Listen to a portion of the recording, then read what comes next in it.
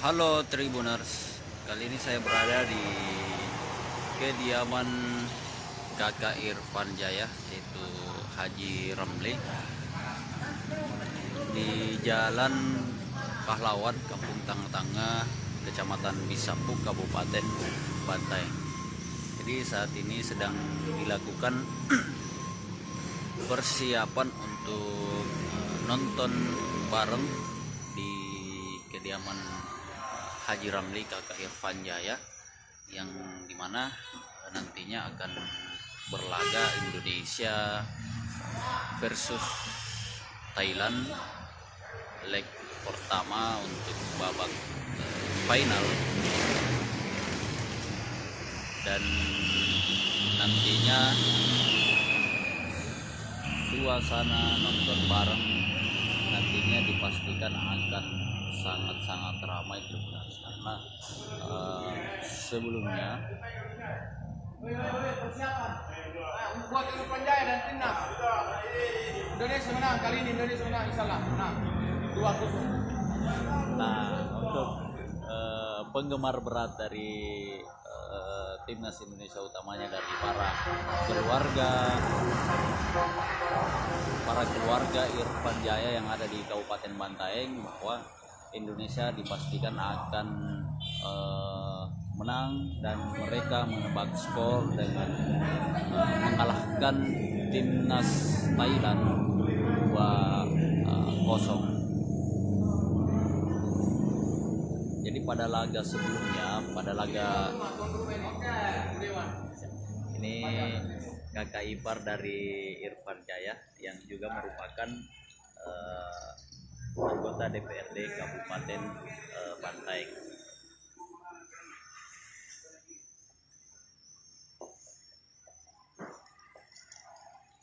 Jadi warga Bantaeng dan sekitarnya bisa datang langsung ke kediaman Haji Ramli yang berada di Kampung Tangga, tepatnya di dekat lampu merah di Kampung Tangga, Jalan Pahlawan. Jalan Pahlawan.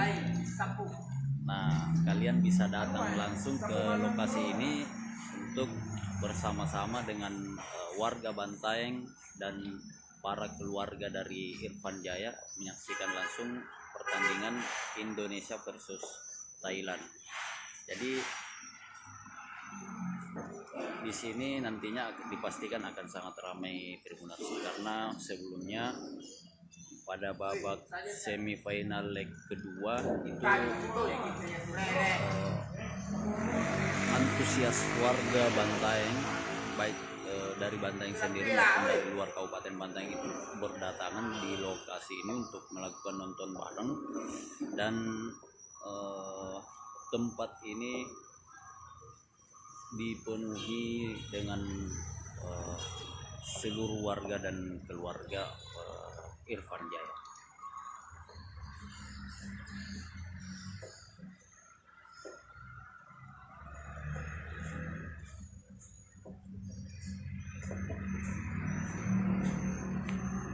Pak, kira-kira berapa skornya sebentar ini, Pak?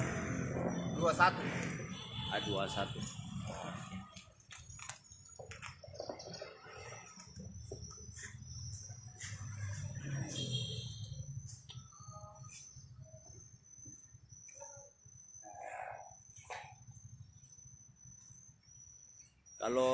Kalau Irfan Jaya kira-kira berapa dia cetak ini, Pak? Pasti mencetak ini. Pasti mencetak ini minimal satu bola. Minimal satu. Satu. Kalau dua ya satu lagi sudah super. Berapa lagi kalau dua tuh? Iya, oke. Ya, para warga Bantaeng, keluarga dari Irfan Jaya itu sangat mengharapkan gol dari Irfan Jaya, dan mereka menebak minimal satu bola yang disumbangkan Irfan Jaya atas kemenangan dari timnas Indonesia atas Thailand pada babak final leg pertama ini.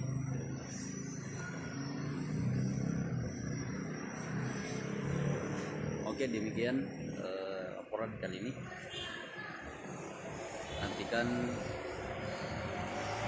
live pada nobar nanti malam. Oke, assalamualaikum warahmatullahi wabarakatuh.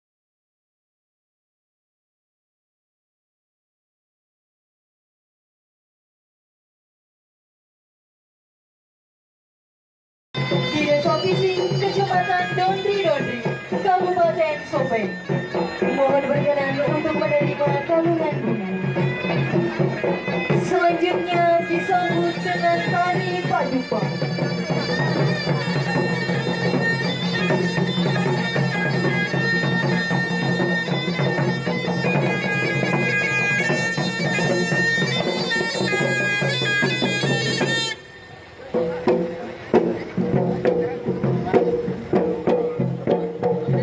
Halo, selamat siang Tribuners. Saat ini sedang berlangsung penyambutan Menteri Pertanian Syahrul Yassin Limpo di Kabupaten Sopeng.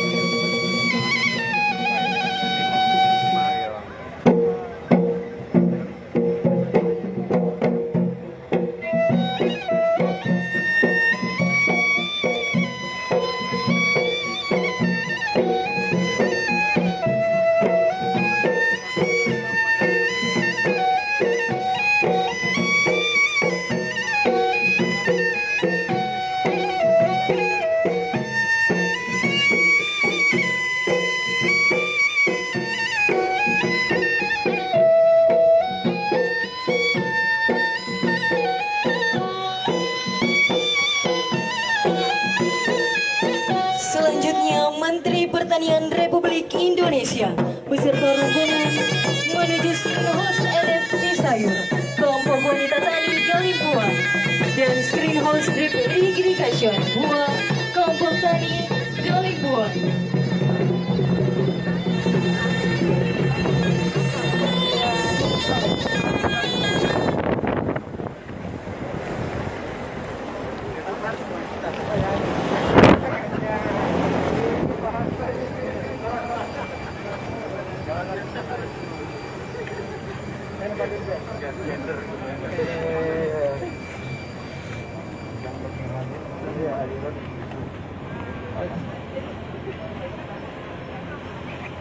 Panas, jangan masuk semua.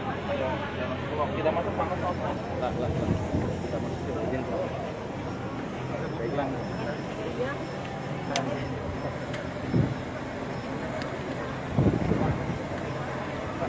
Jangan masuk semua, Pak.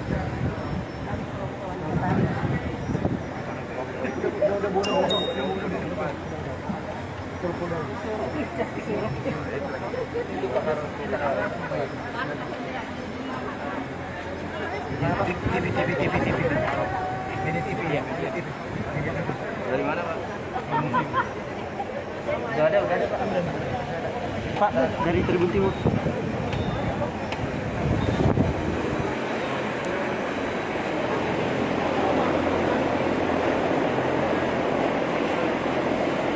Saat ini Pak Menteri sedang meninjau greenhouse yang ada di Desa Piting.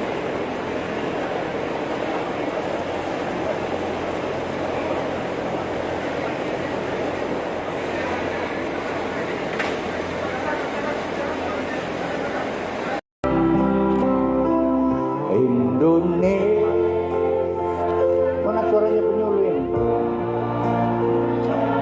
Tetapi puja-puja bangsa bisa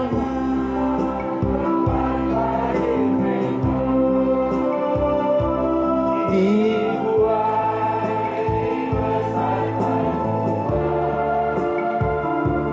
tempat berlindung sampai akhir menutup mata. Kita kan harus tenang saat-saat tertentu dengan ibu kita. Kita hadir karena ibu kita ada kan. Ibu kita adalah bagian dari Ibu Pertiwi melengkapi Indonesia. Barangkali ibu kita udah nggak ada nih. Tapi napasnya kan kita yang sambung.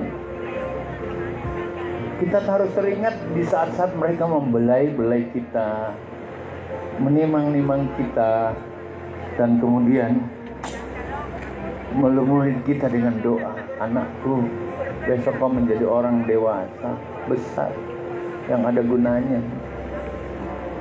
Itulah ibu. Itulah ibu kita yang mungkin saja sekarang sudah tidak seperti yang kemarin. Bahkan mungkin sudah hilang. Dan pasti dia hadir karena dia cinta sama bangsa ini. Dan di mana itu? Di Sopeng. Sekarang kita udah seperti ini kan. Sudah besar, sudah jadi bupati, sudah jadi menteri, sudah jadi dirjen, sudah jadi siapa. Tetapi adakah kita bisa melanjutkan cinta ibu itu pada anak-anak kita? Jangan sampai anak-anak kita besok, menantu kita, cucu kita, kita tidak bisa hadirkan seperti apa yang hari ini kita ada di sini. Jangan sampai. Jangan sampai kita lah orang yang menghancurkan dunia ini. Masa depan anak-anak kita karena jadi menteri nggak becus, jadi bupati tidak berbuat, jadi dandim tidak melakukan sesuatu, tidak menjadi Kapolres yang mampu menghadirkan kecintaan buminya, Indonesianya, Bumi Pertiwi, melanjutkan harapan-harapannya. Itu yang kita komitmenkan hari ini. Mungkin kita tidak miskin lagi sampai mati, tapi anak-anak kita kalau kita salah membiduki, melakukan sesuatu untuk negeri, bangsa, dan Ibu Pertiwi ini, mereka tidak bisa seperti kita hari ini. Setuju? Nyanyi lagi. Indonesia tanah pusaka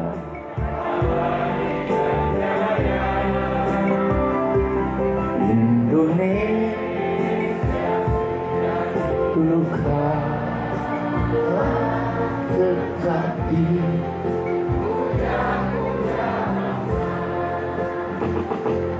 di sana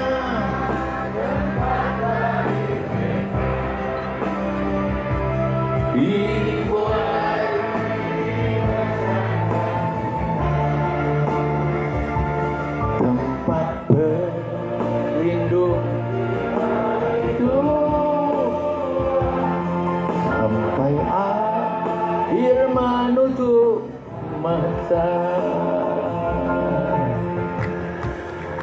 Andang wa syukran lillah wala haula wala quwata illa billah anta yu'abi nikmahu wa yukafi masida ya rabbana lakal ham kama yang bagili jalali wa ajimi sultanik Allahumma salli ala sayyidina Muhammad wa ali Muhammad rabbi salli sotri wa yasir li amri wa hlulatan min lisani yafqahu qawli jalali yasiran min akli. Pak Bupati Sopeng Andi Duli, ya makin hebat toh Pak Andi Duli. Yang sama lagi Pak Wakil Bupati, Direksi BPJS Rp400. Santunan beasiswa untuk 2 orang anak maksimal sebesar Rp157.500.000. Santunan JP sebesar Rp7.800.006 per tahun. Total santunan sebesar Rp278.324.400. Yang ketiga, atas nama Sunardi, kelompok tani Mapadaelo, santunan kematian sebesar Rp42 juta. Untuk penerima kartu BPJS Ketenagakerjaan, yang pertama Mursalim, yang kedua Mustamin, dan yang ketiga Ali Wardana. Kepada para peserta penerima santunan dan kartu kepesertaan BPJS Ketenagakerjaan, disilakan mengambil tempat.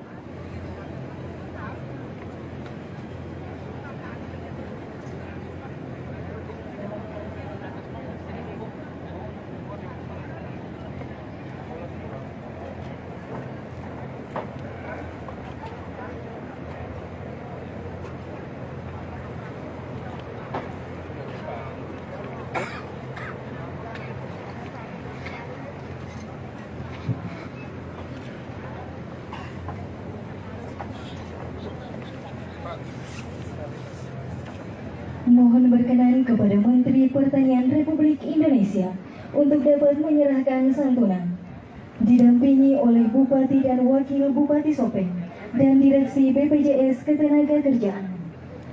Saat ini sedang berlangsung pemberian santunan dari BPJS Ketenagakerjaan daripada para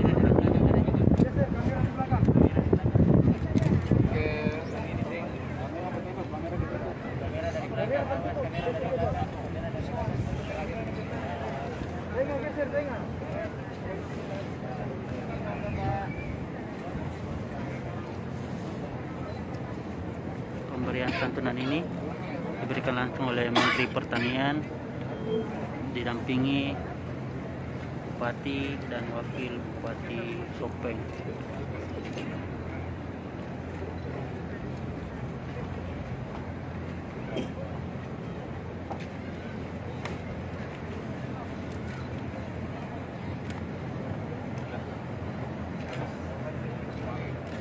Selain pemberian santunan juga diberikan kartu peserta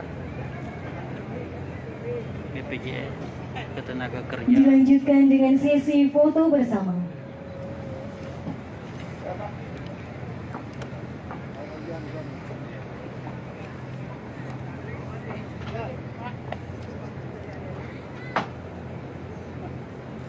Oke, 1, 2, 3, 1, 2, 3. Oke. Kepada para peserta disilakan kembali ke tempat. Mohon berkenan kepada Menteri Pertanian Republik Indonesia, Bupati dan Wakil Bupati Sopeng dan Direksi BPJS Ketenagakerjaan untuk tetap berada di tempat. Dilanjutkan launching inovasi Sutasoma ditandai dengan pemukulan lesung oleh Menteri Pertanian Republik Indonesia, didampingi oleh Bupati dan Wakil Bupati Sopeng dan Direksi BPJS Ketenagakerjaan.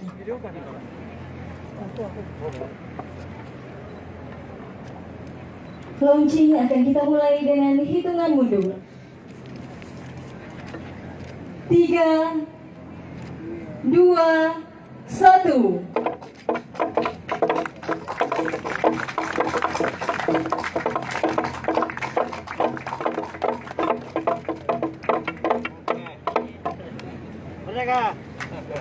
dilanjutkan dengan sesi foto bersama. Aduh.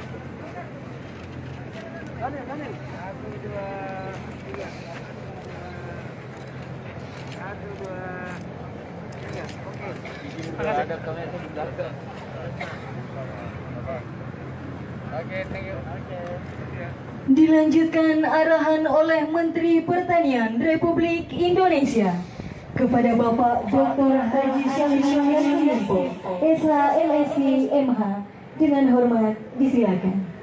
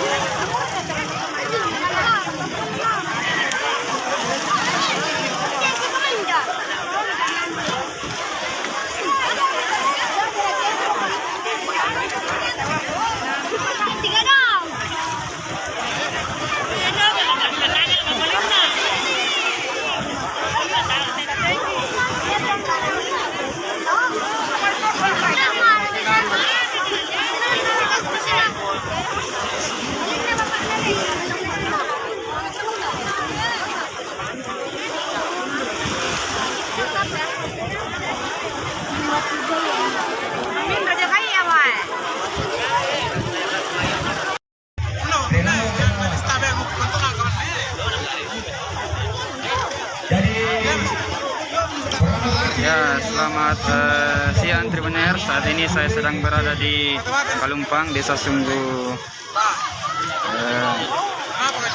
Kabupaten Jeneponto, Sulawesi Selatan. Nah, di mana di Kalumpang ini telah diselenggarakan kegiatan jenis-jenis sapara. Nah, jenis-jenis sapara ini dilakukan setiap tahunnya di akhir tahun. Seperti ini kemeriahan kegiatan jenis-jenis sapara di Kalumpang.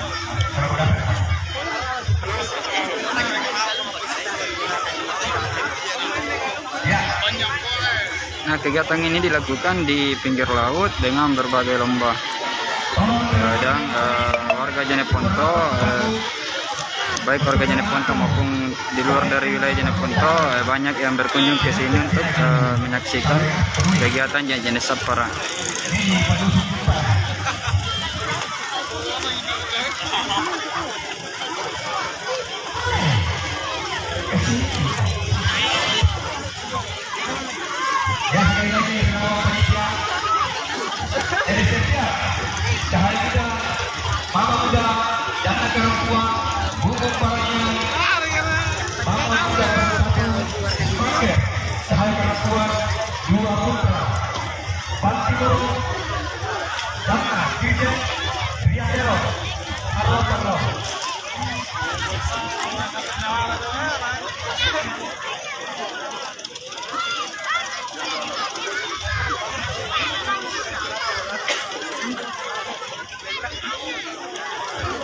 Enggak, karena pernah mikir dari kamu kan.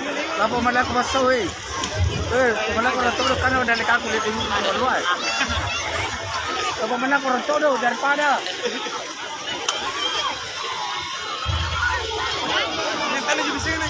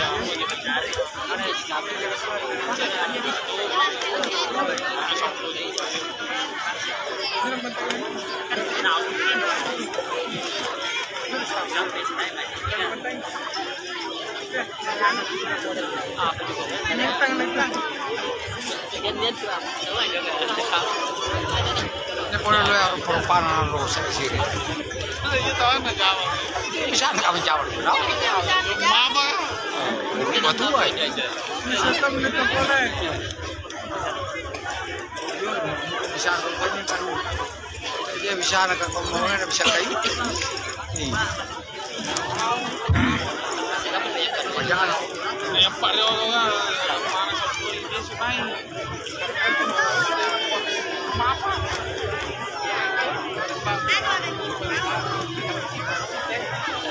Mari ke sana masuk.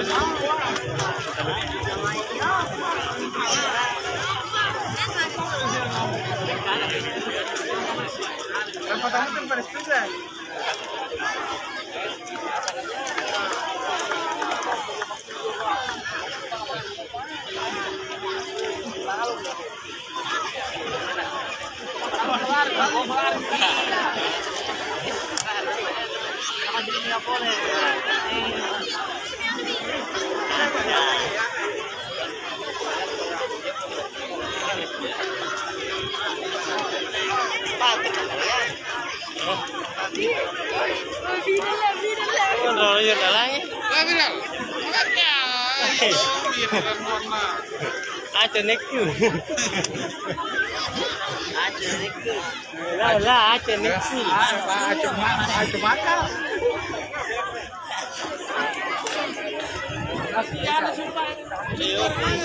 Nasi juga dia.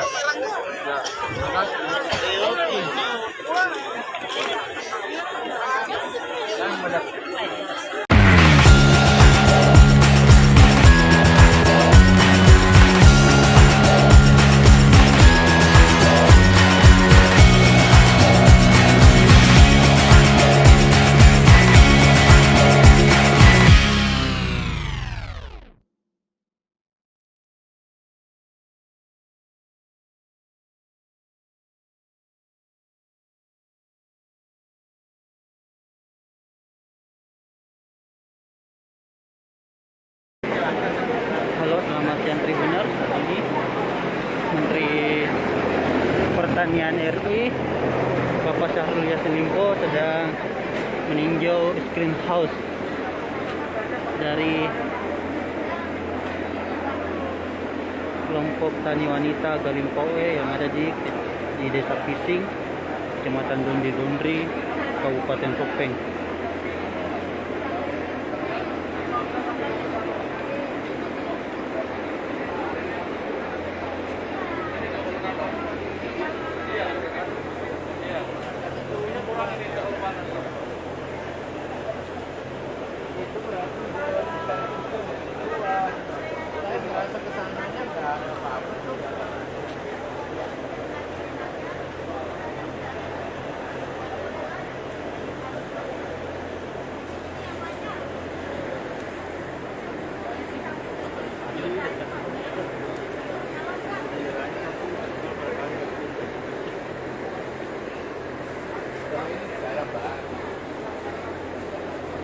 Melon ya Pak?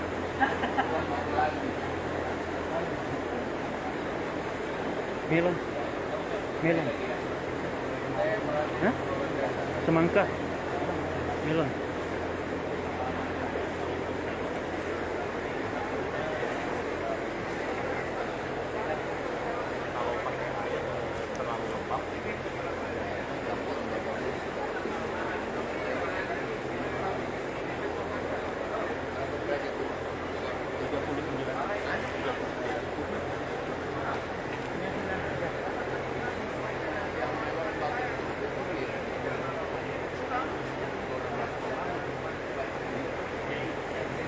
Di desa Pising ada dua bangunan greenhouse.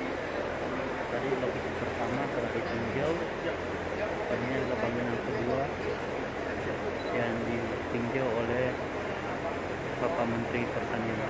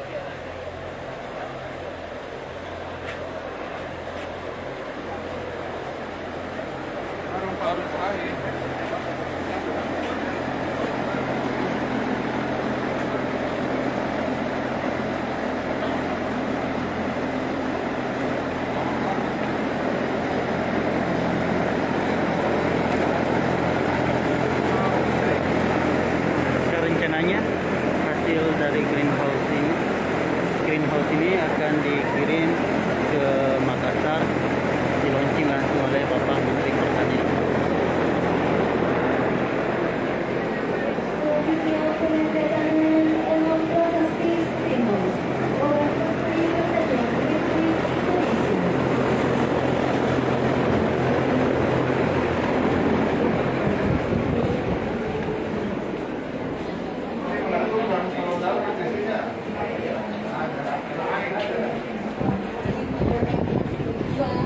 Lokasi pembangunan greenhouse itu ada di dua lokasi ya, secara Jakarta dan Jakarta.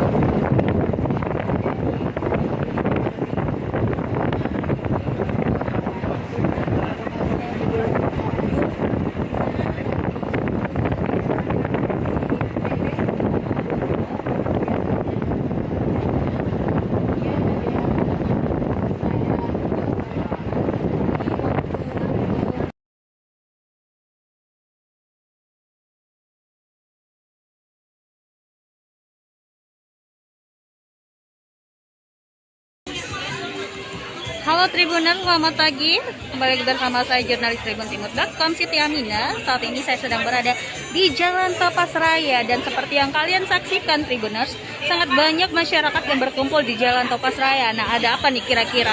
Dan ternyata mereka sedang mengikuti vaksinasi massal yang dilaksanakan oleh pemerintah Kota Makassar dalam rangka menggenjot capaian vaksinasi jelang akhir tahun. Nah, ini ada sudah banyak warga di Kecamatan Panakukang yang mengikuti proses vaksinasi ini, dan ini memang sangat padat ya suasana di sini masyarakat yang mengikuti vaksinasi. Nah, pemerintah Kota Makassar menginginkan capaian vaksinasi Makassar itu pada tanggal 31 Desember itu mencapai 90%, makanya digenjot terus, lakukan berbagai upaya untuk mempercepat proses vaksinasi yang ada di Kota Makassar. Dan sebagaimana kita ketahui, capaian vaksinasi Makassar sekarang sudah di angka 80% lebih. Itu masih ada dikejar target sekitar 7%, karena sekarang sudah 83, sekian persen. Sudah target 7% untuk mencukupi capaian 90% vaksinasi Makassar. Dan spesialnya nih Tribuners, akan disediakan hadiah bagi masyarakat yang ikut vaksinasi massal ini. Jadi hadiahnya sangat menarik, berupa motor dan juga ada sepeda Tribuners. Nah, di sana di dalam ada nakes tepat di posko Makassar Recover atau kontainer Recover Center. Ada proses screening yang dilakukan oleh petugas kesehatan sebelum mengikuti vaksinasi ini. Jadi memang ada beberapa syarat yang harus dipenuhi warga untuk melakukan vaksinasi. Pertama tentunya harus punya KTP ya, kartu identitas, kemudian harus tidak memiliki riwayat penyakit. Jadi riwayat penyakit juga menentukan apakah kalian bisa ikut vaksin atau tidak, seperti yang penyakit jantung, kemudian penyakit diabetes itu juga harus ditunda, karena itu akan berdampak pada kesehatan masing-masing orang yang akan divaksin. Jadi ada beberapa syaratnya, meskipun kalian ingin sekali divaksin, tapi kalau tidak memenuhi syarat tidak akan bisa lolos. Jadi ini vaksinnya ada beberapa ya jenisnya, ada Pfizer, ada Sinovac juga tentunya Tribuners. Jadi memang sangat banyaknya warga. Kita lihat kondisinya di sini.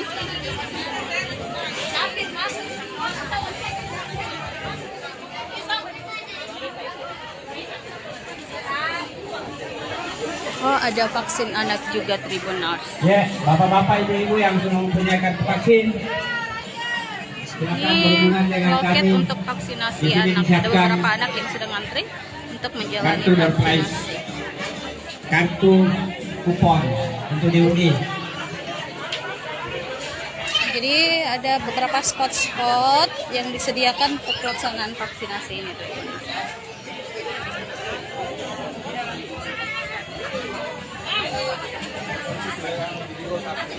Berarti ini sudah bisa diikuti oleh semua jenis usia karena tadi sudah ada anak-anak dan lansia juga diprioritaskan karena memang masih minim capaian vaksinasi lansia di Kota Makassar.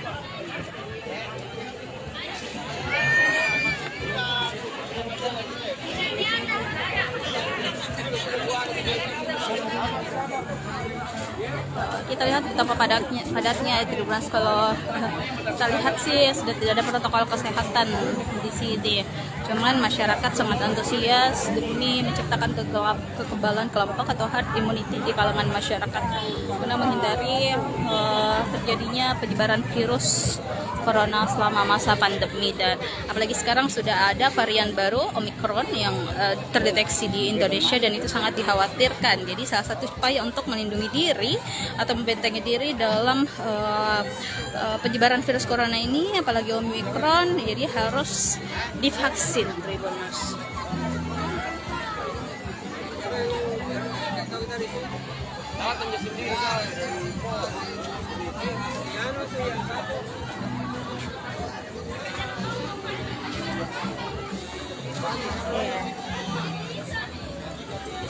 Baik, Tribuners, itu dia penyampaian dari saya terkait laporan vaksinasi massal yang berlangsung di Jalan Topas Raya. Saksikan live Facebook selanjutnya. Wassalamualaikum warahmatullahi wabarakatuh.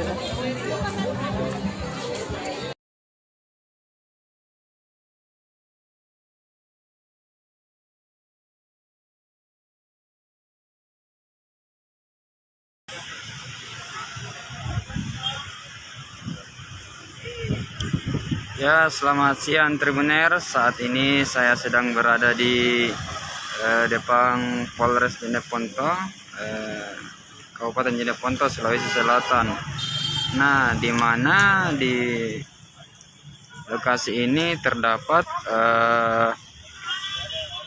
posko terpadu operasi lilin 2021 untuk menjaga pengamanan Natal dan Tahun Baru. Nah, di posko ini juga diselenggarakan proses vaksinasi bagi masyarakat yang ingin menjalani vaksin.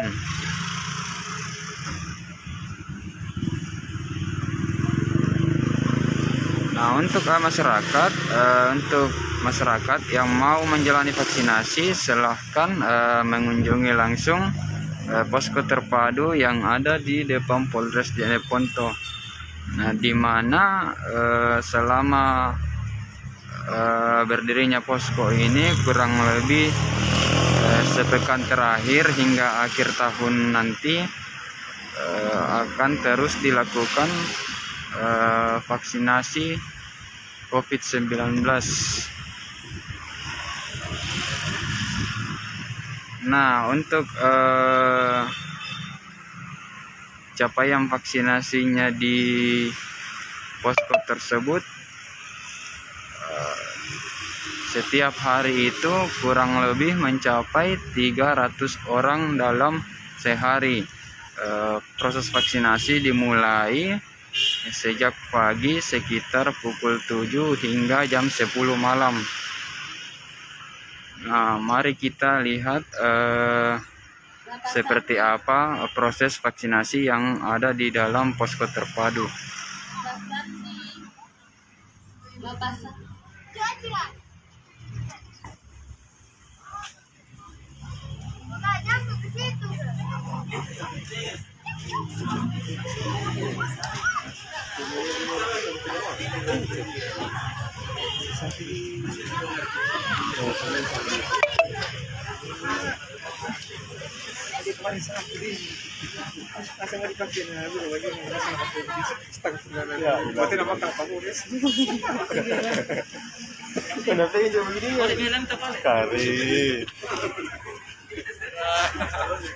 Terlalu menjaga keamanan gitu.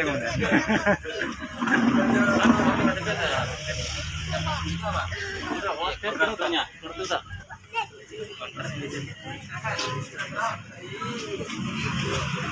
Ya, saya di situ sekarang. Anu biasa.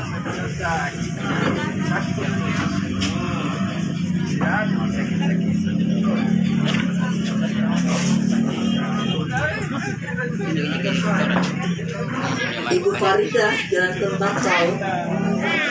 Selesai, siapa itu? Ya gitu.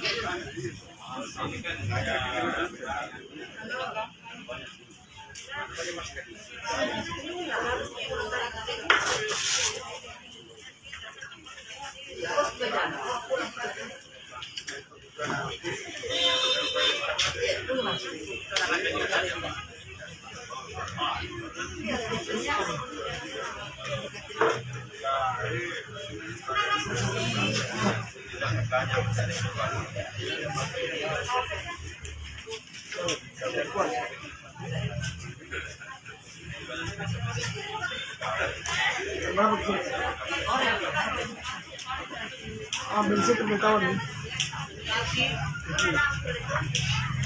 Tahun.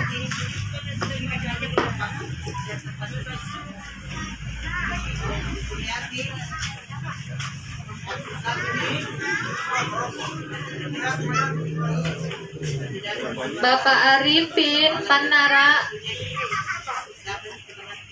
Muhammad Aliansa. Muhammad Aliansa.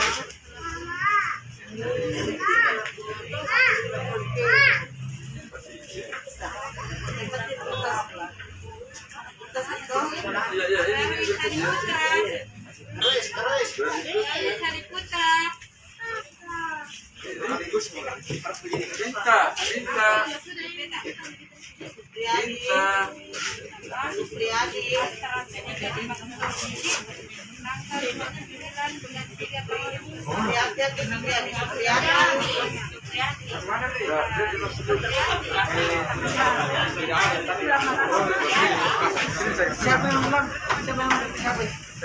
Sendiri.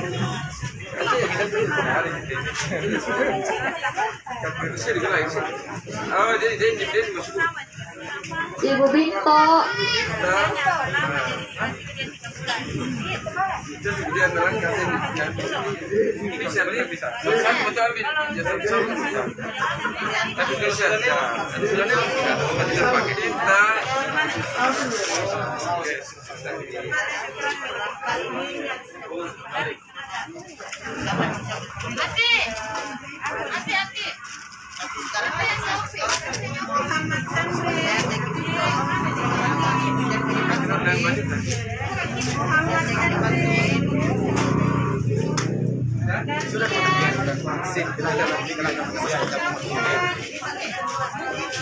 Muhammad Henry.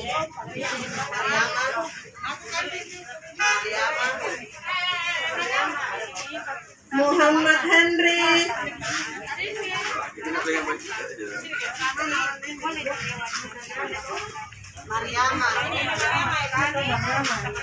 Muhammad Henry. Alamat Garang. Alamat Gandrang-Gandrang.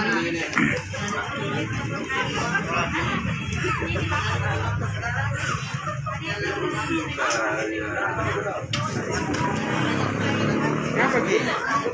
Ya. Kira lagi? Ya.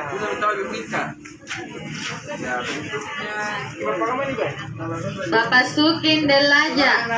Pisces.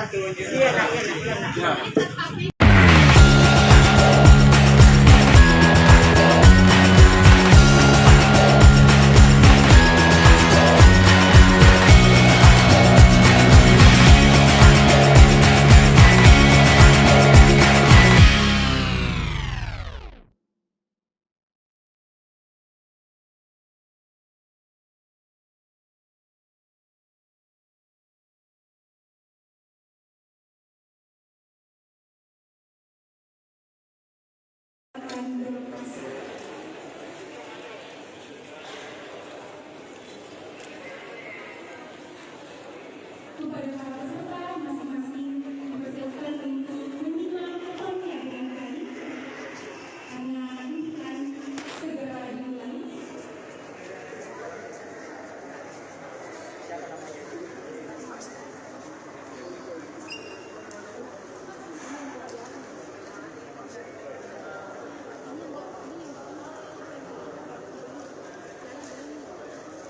Langsung bacain orang diatur kalau terlalu lama. Ayo bacain. Sembarang itu kalau lambat nanti dibilang diatur. Divaksin ulang deh supaya dapat itu kulkas. Untuk pemenang perempuan pertama yang dipilih oleh Ibu Lili Amelia Salwapaini diserahkan kepada nomor bundle prize 1054. Kami persilakan untuk naik ke atas panggung.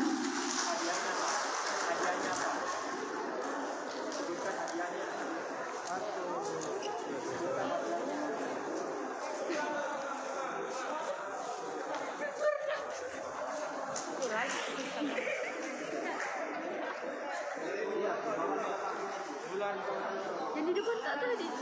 Selanjutnya, kembalikan ulang untuk para peserta yang mendapatkan nomor pot 1054 agar naik ke atas panggung untuk mendapatkan door prize dari tiap panitia.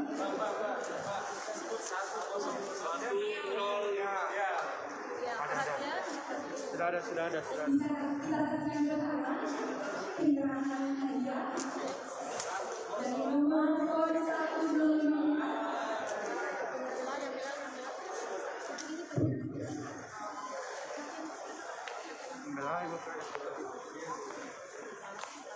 Kami persilakan dengan hormat Ibu Lili Amelia Salwapaini untuk menyerahkan hadiah door prize pada hari ini.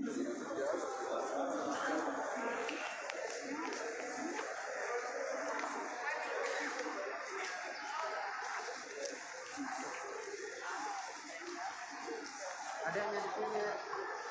Ada.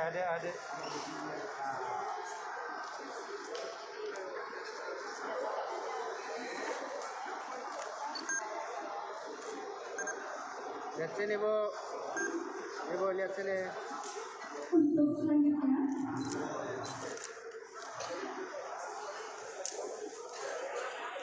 Tribuners untuk door prize-nya sendiri ada beragam, mulai dari tumbler, mesin cuci, dispenser, kipas, dan juga kulkas. Agak cepat Bapak Bupati. acara selanjutnya yang dilakukan oleh Bapak Bupati Maros AS Edition SIPK.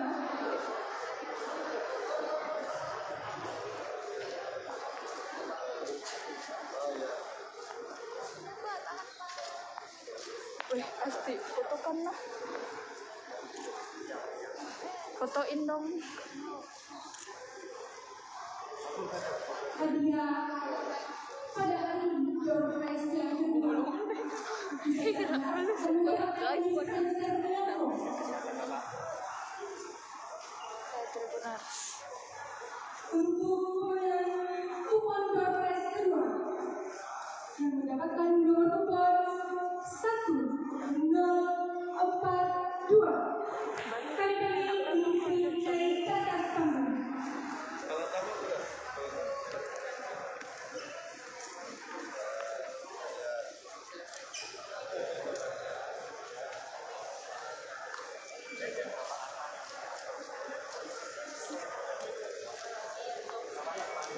Biar pakai anu, kami pakai.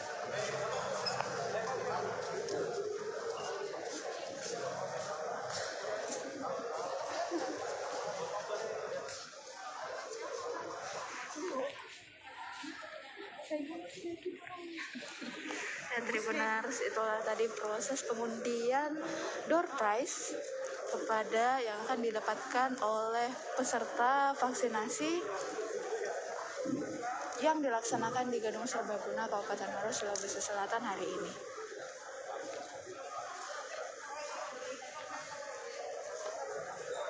Oke Tribuners, sekian laporan Nurul Hidayah langsung dari Kabupaten Maros, Sulawesi Selatan.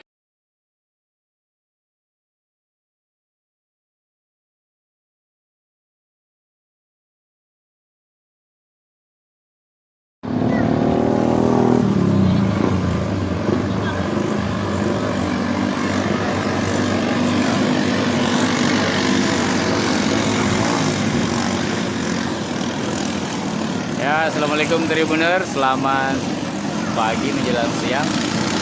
Saat ini tengah berlangsung babak final lomba balap perahu tradisional jenis balap-balap di wilayah Pelabuhan Wotu atau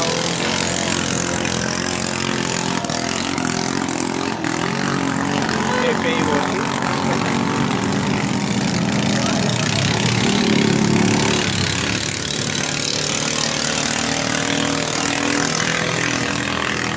Dalam babak final hari ini, dalam satu race diikuti oleh 4 peserta dan berlangsung dalam 3 race atau 3 lap.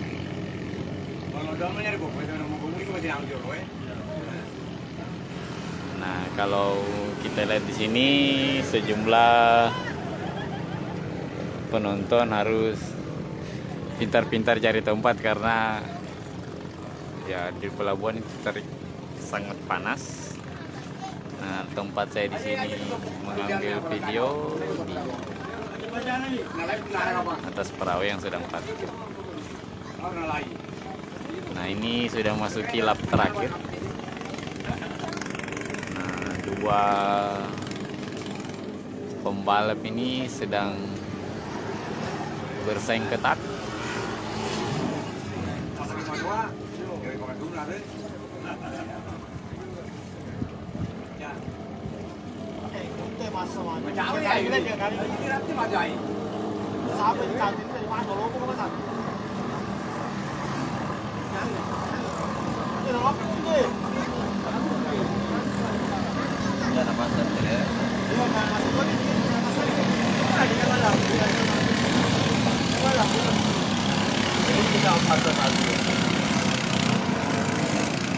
Ini sedang masuk tikungan.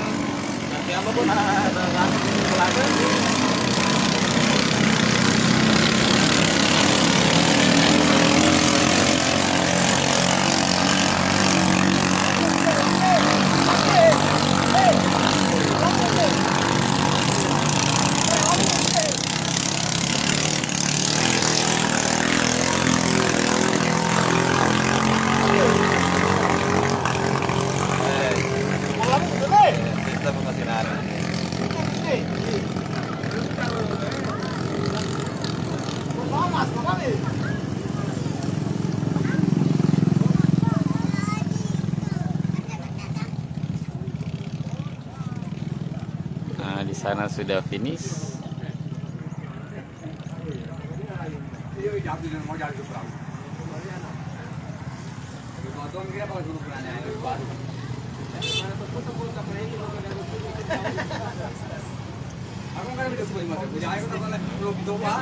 Jadi warga yang berencana ingin menyaksikan balapan balap Bali ini, silakan menyediakan dana untuk tiket masuk, karena sebelum memasuki lokasi arena balap pengunjung diminta untuk membayar karcis.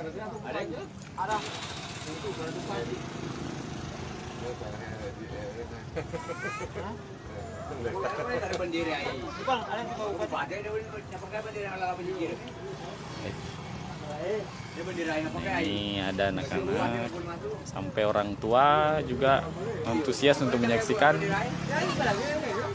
pertandingan atau balapan balap-bala yang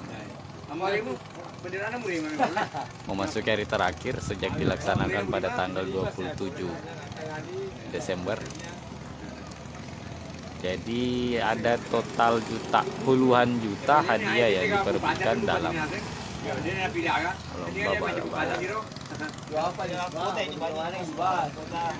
yang dilaksanakan oleh Himpunan Generasi Muda Islam Kabupaten Luhut Timur. Nah, saat ini sedang mempersiapkan race selanjutnya pada babak final kali ini.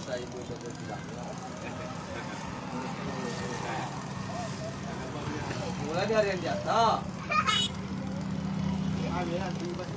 Ini lagi namanya rezeki jadi tahu tuh.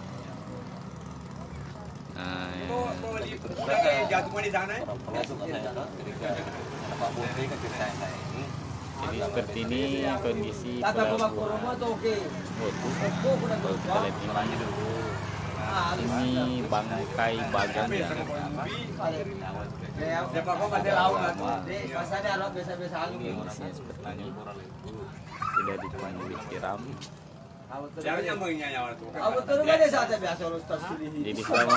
Jadi selama pelaksanaan balapan bala-bala ini juga dijaga oleh tim SAR dari BPBD Luhut Timur dan aparat kepolisian maupun TNI. Nah, lokasi saya mengambil video saat ini sekitar ada 500 meter lebih dari TPI Wotu, tempat para peserta standby di sana dan para panitia yang bekerja untuk mensukseskan pelaksanaan balapan balap-balap.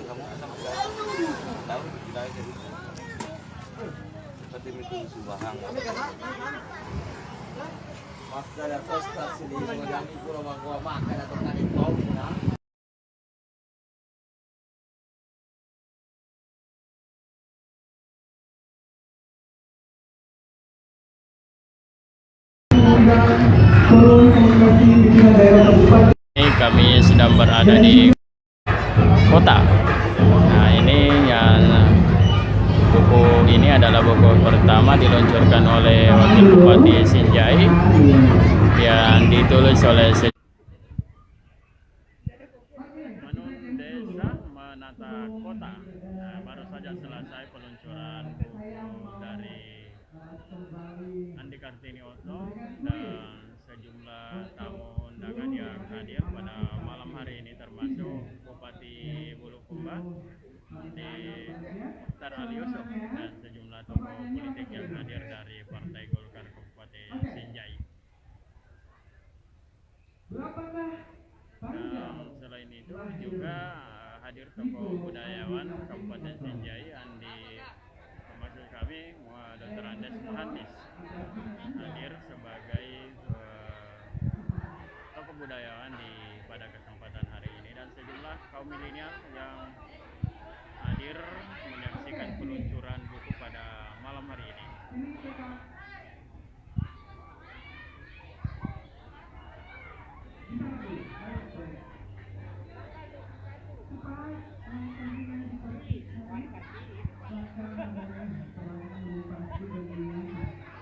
Buku ini dimulai ditulis sejak 2 tahun lalu dan baru diluncurkan di akhir tahun 2021 ini.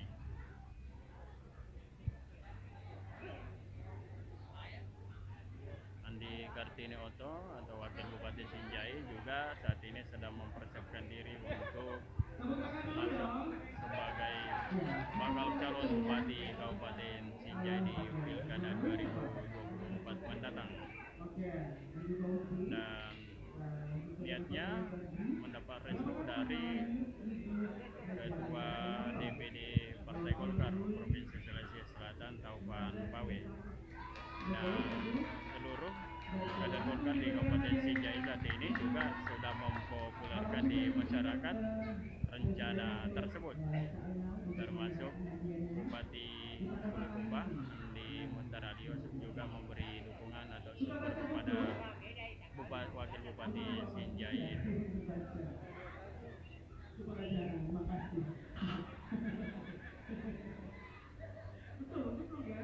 Jadi kemudian Sinjai harus bisa atau mungkin nanti bisa jadi menulis juga ya, seperti itu. Dan langsung saja buat channel tampil lagi sini. Ada nih tadi.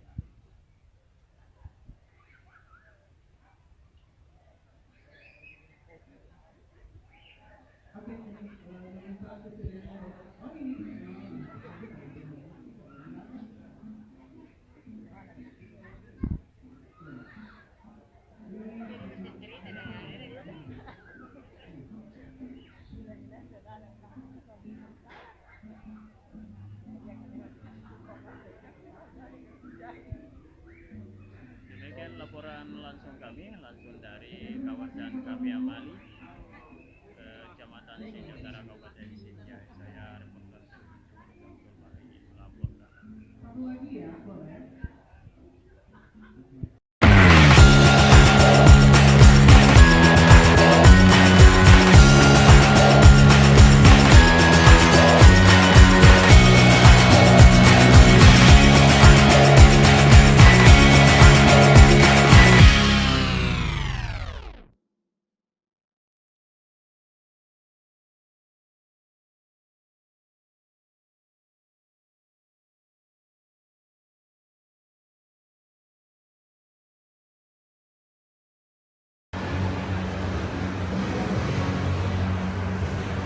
Halo, selamat malam Tribuners. Jadi malam hari ini saya sedang berada di salah satu mall di Kota Makassar, tepatnya di Nipa Mall, Jalan Urip Sumarjo, Kota Makassar.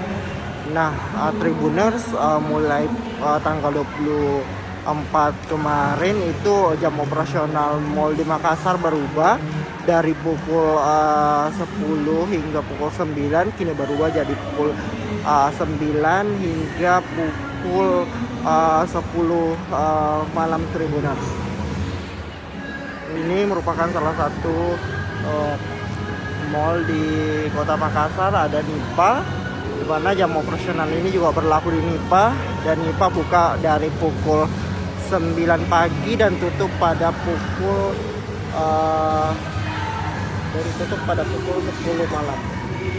Nah, berikut suasana Nipa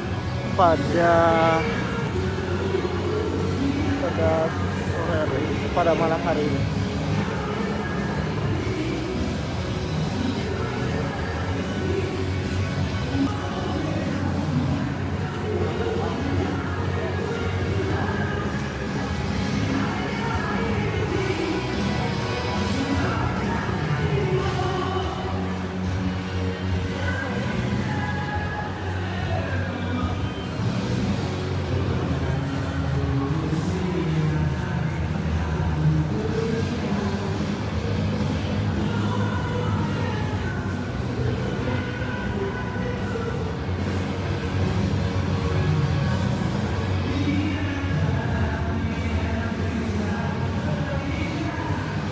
Nah, Tribuners, seperti inilah suasana dari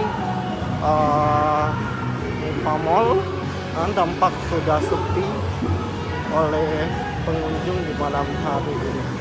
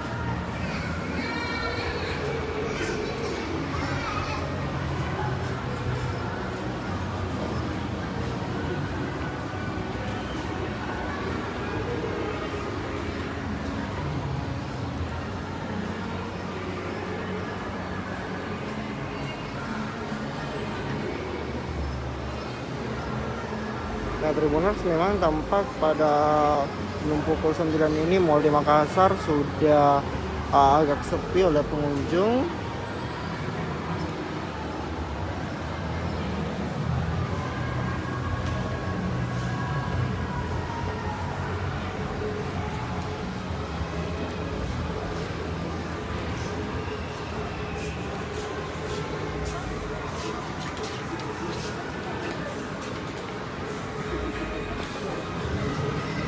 Nah, Tribuners, itulah yang dapat saya laporkan. Tetap jaga protokol kesehatan dan sampai jumpa.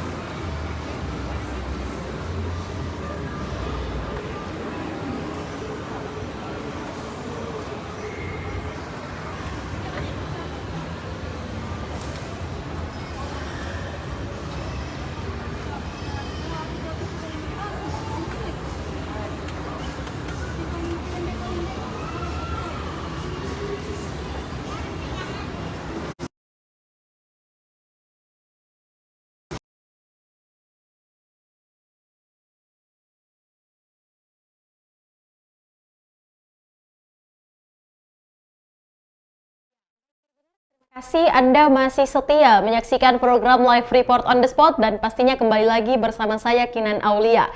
Informasi selanjutnya datang dari Kabupaten Pindrang, di mana Polres Pindrang periksa 18 saksi terkait joki vaksin Abdul Rahim. Nah, Polres Pindrang telah menaikkan status kasus joki vaksin Abdul Rahim dari penyelidikan menjadi penyidikan. Hal itu dikatakan Kasat Reskrim Polres Pindrang AKP Diki Marizaldi saat ditemui di Polres Pindrang pada Senin 27 Desember 2021. Pihaknya juga telah memeriksa 18 saksi terkait kasus tersebut. Sampai saat ini kami sudah memeriksa 18 saksi. 18 saksi ini sudah termasuk Abdul Rahim dan 15 pengguna joki vaksin bebernya. Dan juga dikatakan pihaknya juga telah menyita sejumlah barang bukti berupa kartu vaksin pengguna jasa joki Abdul Rahim. Untuk informasi lebih lengkapnya kita akan terhubung bersama dengan reporter Nining Anggraini. Halo, selamat siang rekan Nining. Ya, selamat siang rekan Kinan. Ya, sampai saat ini sudah berapa saksi yang diperiksa rekan Nining? Ya, untuk saat ini proses kasus dari joki vaksin Abdul Rahim ini sudah masuk dalam tahap dari penyelidikan menjadi penyidikan, dan saat ini Polres Pindrang telah memeriksa 18 saksi terkait kasus tersebut.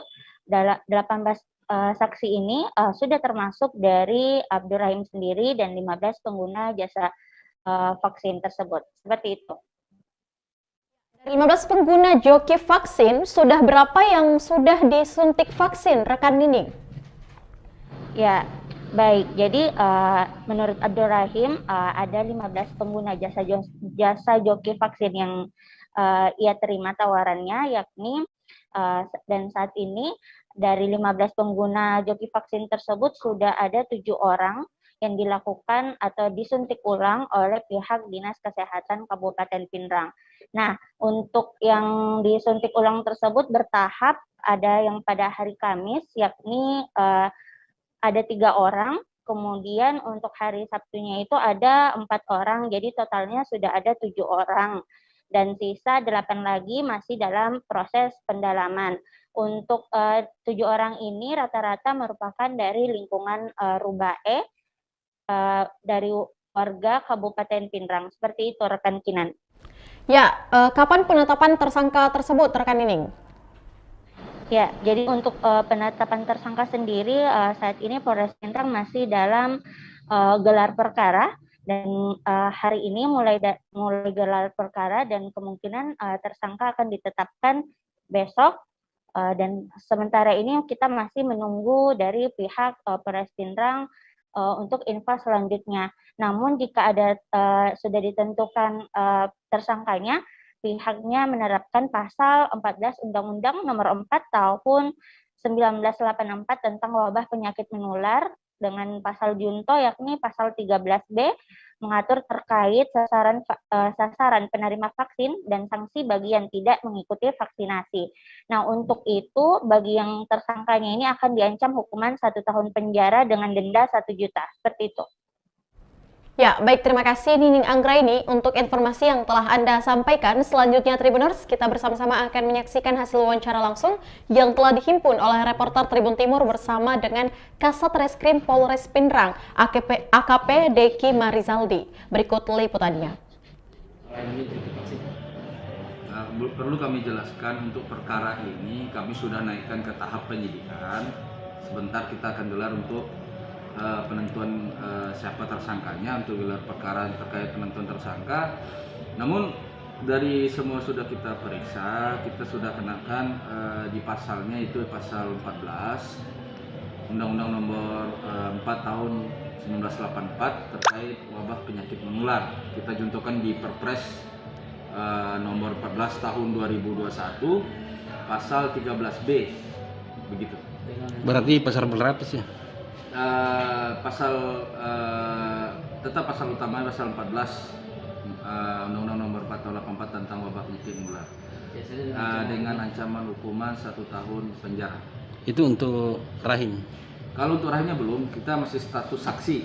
Jadi nanti kita gelar perkara terkait penentuan siapa yang tersangkanya, seperti itu. Bulan sampai sekarang ada berapa jumlah saksi yang diperiksa? Sampai saat ini sudah 17 orang saksi semua, dengan Rahim kita periksa, tinggal 1 lagi. Namun kita sudah bisa mengambil kesimpulan untuk gelar perkara nanti sore. Untuk 17 yang diperiksa itu apakah termasuk pengguna jasa vaksin? Iya, yang dari 15 orang itu kemudian dari ada beberapa saksi kita periksa, jadi totalnya sudah 17 dengan rahimnya kita periksa sebagai saksi. Nah, semuanya potensi tersangka atau bagaimana dengan ini? Kalau untuk potensi tersangka nanti kita bisa simpulkan setelah kita gelar perkara, karena gelar perkara nanti kita penentuan tersangka sebentar sore. Jadi besok sudah bisa kita rilis atau diumumkan untuk tersangkanya siapa. Dan untuk tindak lanjutnya kita sudah melakukan penyitaan kepada kartu-kartu vaksin dan sertifikatnya yang sudah beredar, yang dibawakan rahim kepada saksi yang pengguna jasa si Abdul Rahim sudah kita sita. Kemudian selain rahim dengan pengguna jasanya, apakah potensi juga diperiksa mereka petugas yang ditempati rahim untuk vaksin mewakili orang? Ya pasti untuk vaksinator akan kita ambil keterangan sebagai saksi nanti terkait keberadaan rahim ataupun semacam kita ambil keterangan saksinya untuk penguatan di berkas seperti itu. Dari saksi-saksi itu kemudian apa tadi sebagai barang bukti yang disita kemudian? Kita sudah melakukan penyitaan kepada kartu vaksin yang sudah beredar kepada 15 orang itu sudah kita sita. Kita sudah buatkan penyitaan dari pengadilan. Ya, itulah tadi hasil wawancara bersama dengan Kasat Reskrim Polres Pindrang AKP Deki Marizaldi. Dan terima kasih rekan Nining Anggraini langsung dari Kabupaten Pindrang atas informasi yang Anda sampaikan dan selamat bertugas kembali. Ya, baik Tribuners, informasi tadi mengakhiri perjumpaan kita pada siang hari ini. Jangan lupa untuk terus menyaksikan program Live Report on the Spot Tribun Timur setiap harinya pukul 14.00 hanya di kanal YouTube dan Facebook Tribun Timur. Dan saya juga mengingatkan kepada Tribuners untuk jangan lupa melakukan vaksinasi dan selalu menjaga protokol kesehatan. Dan saya mewakili kru yang bekerja pamit. Terima kasih.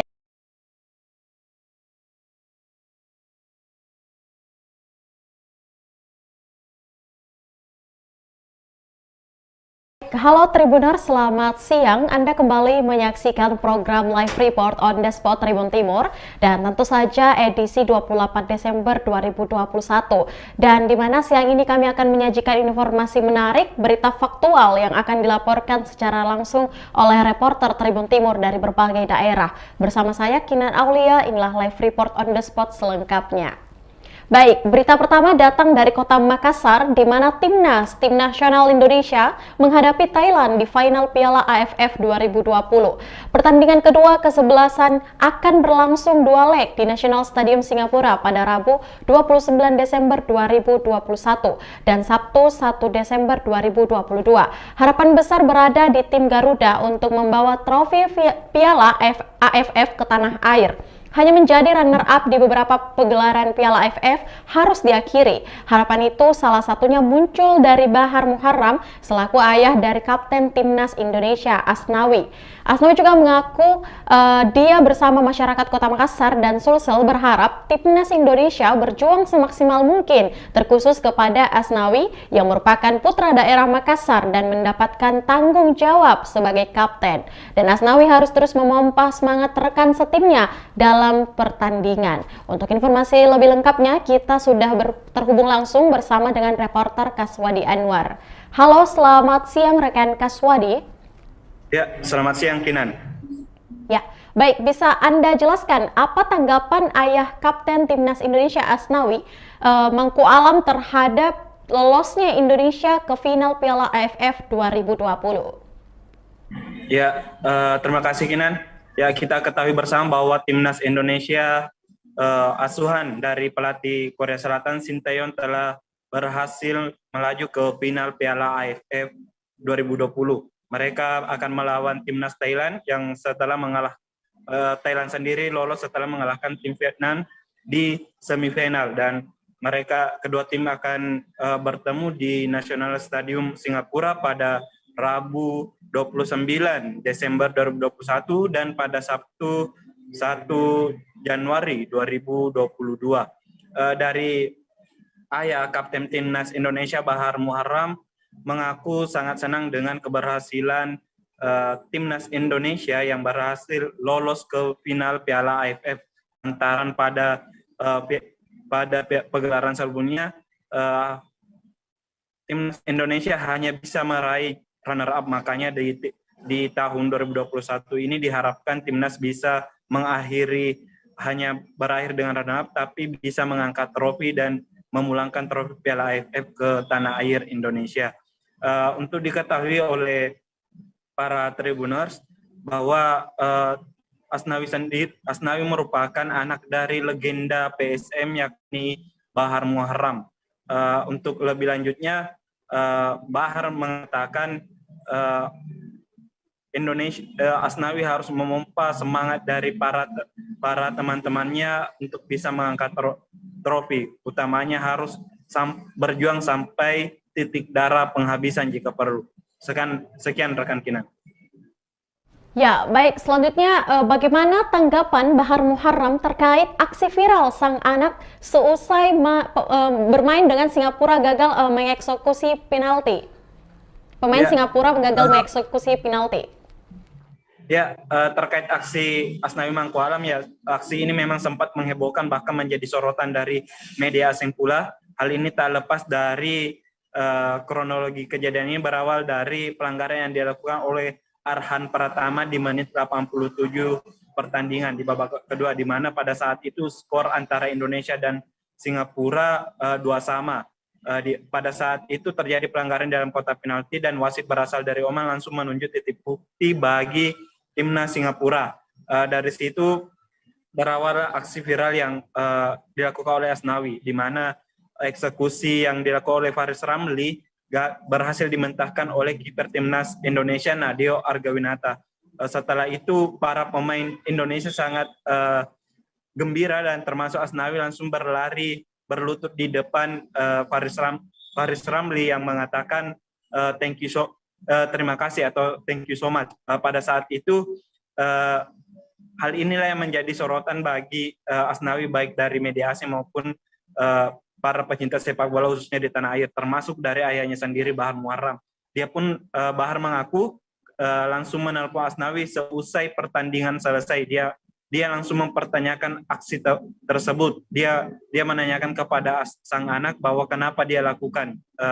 Dari Asnawi menjawab bahwa dia menganggap bahwa penalti yang diberikan kepada Singapura itu tidak wajar dan tidak sama sekali menurut Asnawi bukan merupakan sebuah pelanggaran.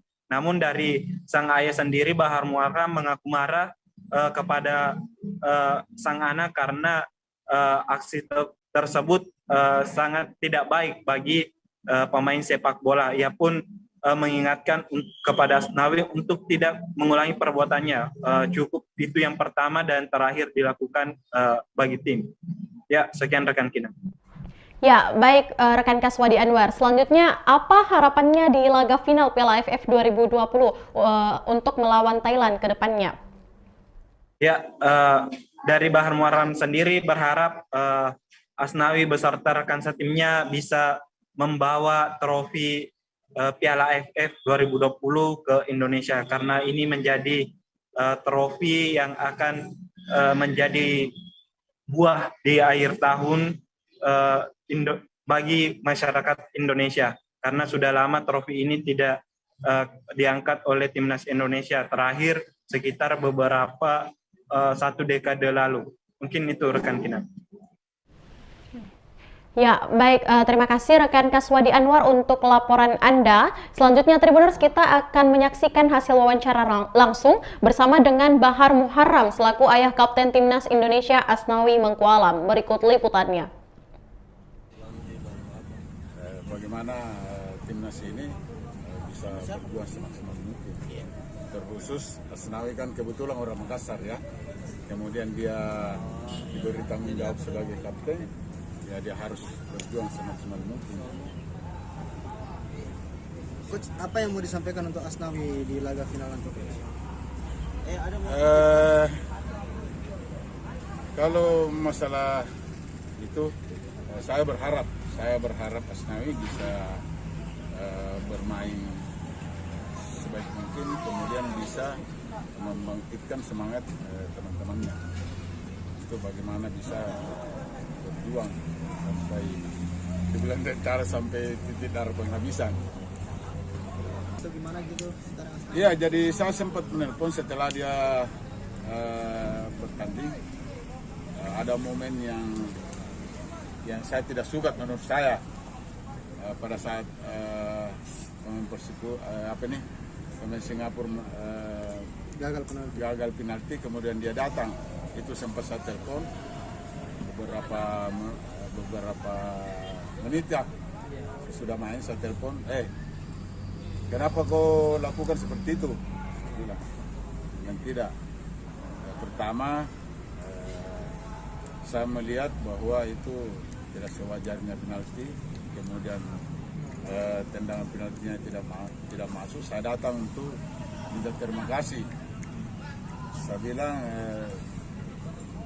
hal seperti itu tidak bisa kau lakukan karena ya menurut kamu tidak masalah, tetapi menurut orang yang melihat itu masalah, itu kayak mengejek. Dia bilang tidak, lillahi ta'ala saya tidak mengejek. Itu saya lakukan minta terima kasih karena penaltinya tidak masuk. Oh, berarti ucapan yang disampaikan ucapan terima kasih, Coach ya? Iya, ucapan terima kasih ke itu pemain. Jadi tetapi tetap saya marahi dia bahwa itu yang menurut saya pertama dan terakhir kau lakukan. Saya tidak mau lagi lihat seperti itu. Ya, jadi tadi malam saya telepon, saya tanyakan bagaimana situasi dan kondisi fisiknya. Dia bilang saya siap, tidak ada masalah.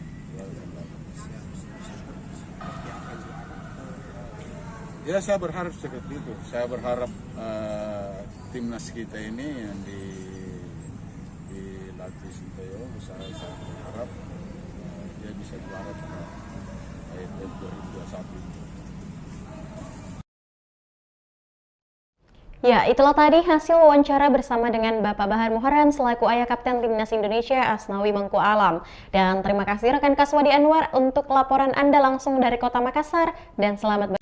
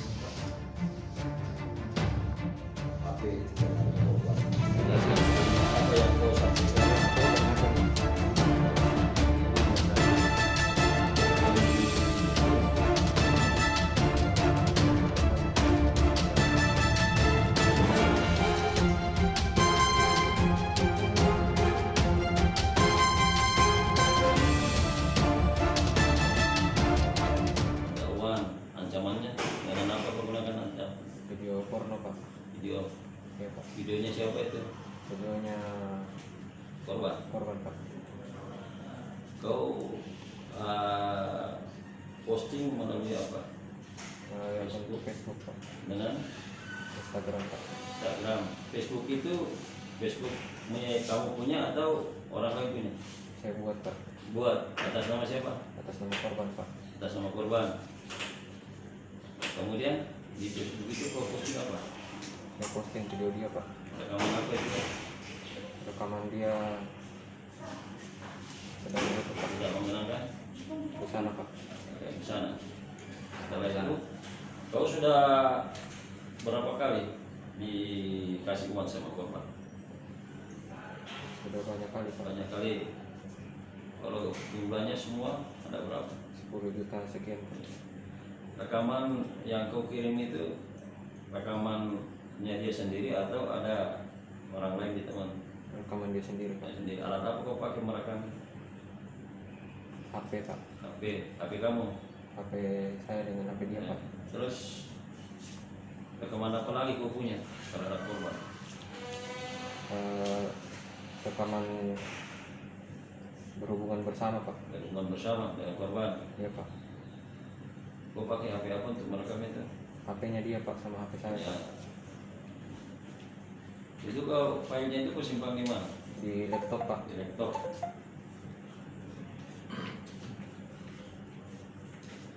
Yang berguna untuk apa itu? Hasil uang yang dikirimkan kau guna untuk apa? Dipakai buat keseharian Pak. Kebutuhan sehari-hari? Iya Pak.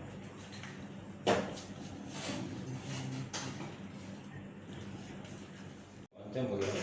Ancam kalau tidak mengirimkan uang saya akan viralkan Pak. Viralkan? Iya Pak.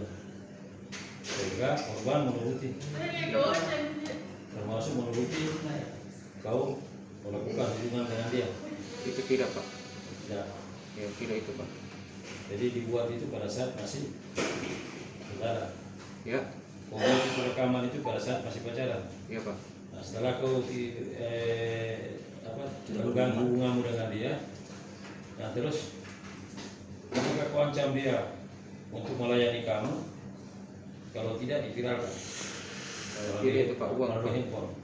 Uang Pak. Uang. Iya Pak. Tapi kalau memanggil naik ke Makassar untuk melayani kamu tidak ada. Tidak ada Pak. Awalnya itu Pak, waktu saya berhenti di Pindrang Pak, saya mau balik ke Makassar Pak, dia larang-larang Pak.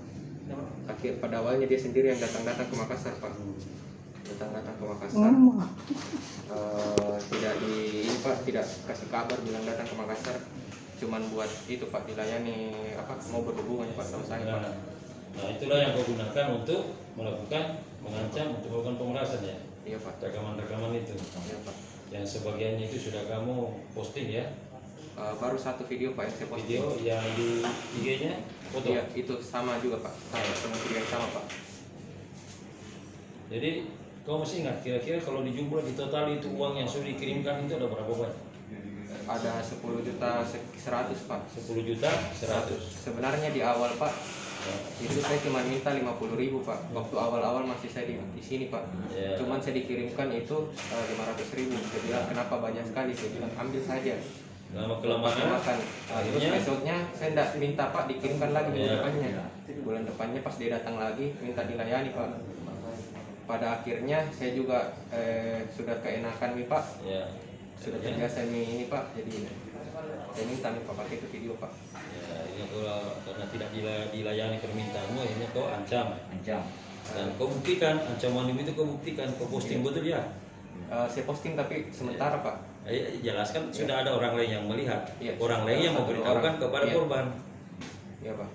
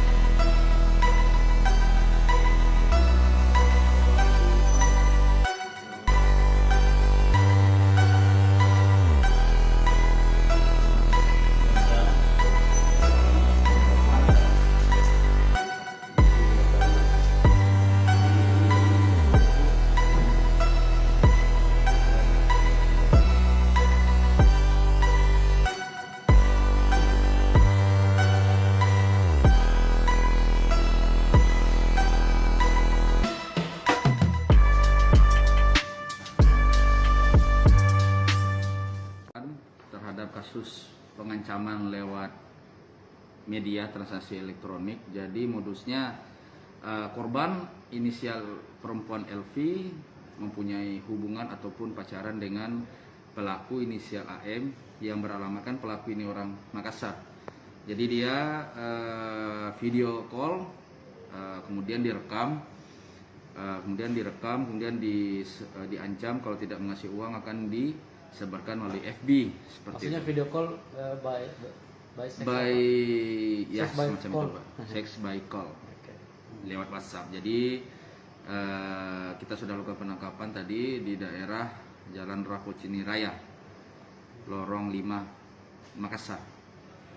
Terus sang perempuan yang kemudian apakah sudah mempunyai suami atau gimana? Kalau untuk perempuan sudah punya suami. Jadi ini ceritanya pacaran dulu waktu masih bujang. Terus sejauh ini berapa hasil ini? Sudah kita lakukan mengamankan pelaku dengan barang bukti berupa handphone dan laptop. Sudah kita lakukan penyitaan dan sudah kita tahan tersangkanya inisial AM, mahasiswa, pekerjaan mahasiswa, dengan ancaman pasal 27 Undang-Undang ITE dengan ancaman 6 tahun penjara dengan denda 1 miliar. Komandan, video itu dikirimkan ke sang perempuan kembali atau keluarga perempuan? Video itu dikirimkan lewat Facebook, kemudian lewat Messenger kepada teman, kepada keluarganya. Kalau tidak mengirimkan uang, dikirimkan lagi videonya seperti itu, diperas. Jadi total kerugiannya korban sudah kurang lebih 10 juta rupiah. Kalau menurut pengakuannya sudah berapa kali? Kalau untuk pengakuannya sudah disebarkan kepada teman dekatnya, namun via pesan singkat lewat Messenger seperti itu.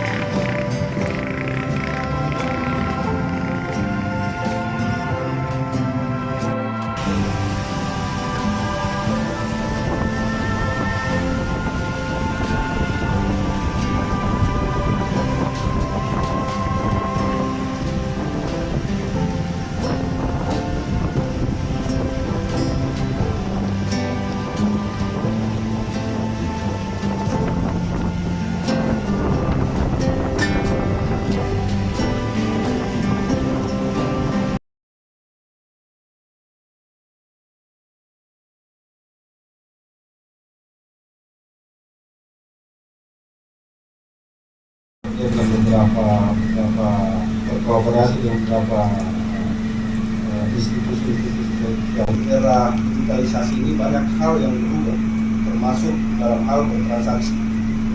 Bansos Sumber dan Dinas Perumahan Kawasan Pemukiman Kota Makassar bersinergi melahirkan inisiasi elektronifikasi pembayaran distribusi non tunai pada pengguna Rusunawa, mana diawali dengan Rusunawa Lete dan Rusunawa Penampungan yang menjadi percontohan Makassar. Kita berharap bahwa kris ini bisa memudahkan warga rusun untuk membayar retribusi untuk listrik, hunian dan filter atau air. Nah, Kris nanti ini betul-betul bisa tersosialisasi dengan lebih baik. Ya. Kemarin saya meminta supaya sosialisasi ini benar-benar dilakukan seperti langsung memberikan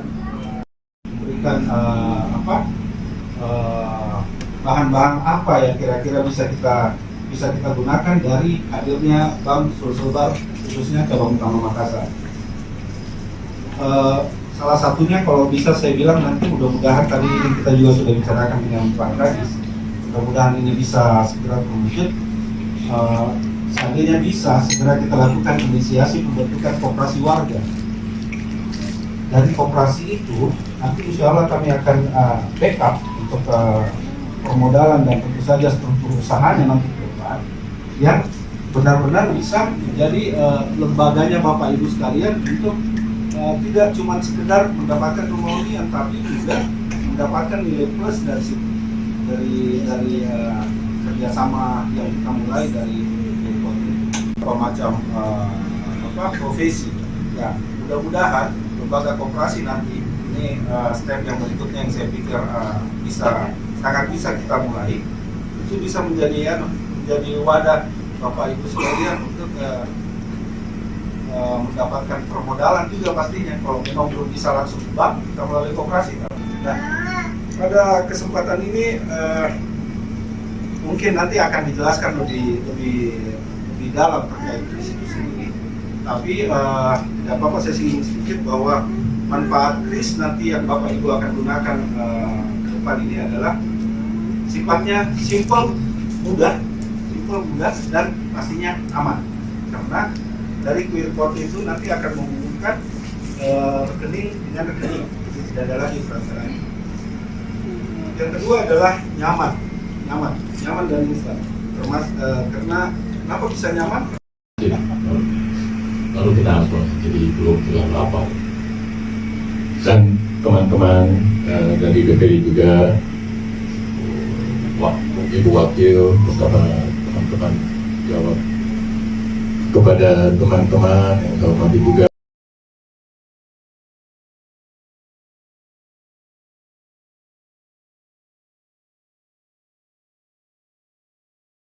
Oke, untuk Timnas Indonesia mudah-mudahan pada tahun ini Timnas Indonesia bisa menjuarai Piala AFF, dan untuk Asnawi bermain dengan semangat, kerja keras, pantang menyerah, dan tampilkan yang terbaik.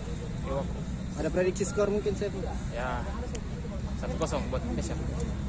Ya, harapan saya Timnas Indonesia semoga leg pertama mendapatkan poin dan semoga leg kedua juga bisa mengangkat pertandingan di final nanti. Untuk Asnawi semoga bermain maksimal lagi dan mudah-mudahan jadi kapten untuk Indonesia dan jadi panutan untuk semua warga Indonesia khususnya Makassar. Ada prediksi skor berapa? Prediksi skor saya leg pertama 2-0. Mudah-mudahan Indonesia bisa menang ya. Ya itu modal utama, apalagi dia menang pertama di leg pertama, dan mudah-mudahan dia ambil poin di situ. Ya saya harap semua pemain yang semangat, termasuk ya khususnya kepada Asnawi sebagai orang Makassar, saya tunjukkan kepada masyarakat Makassar dan Sulawesi Selatan khususnya ya, termasuk Indonesia pada umumnya. Nah itu yang saya harapkan kepada Asnawi. Semoga dia bisa tampil lagi lebih maksimal. Ada prediksi skor mungkin coach? Ya 2-1 lah. 2-1. Ya. Agregat coach ya. Ya.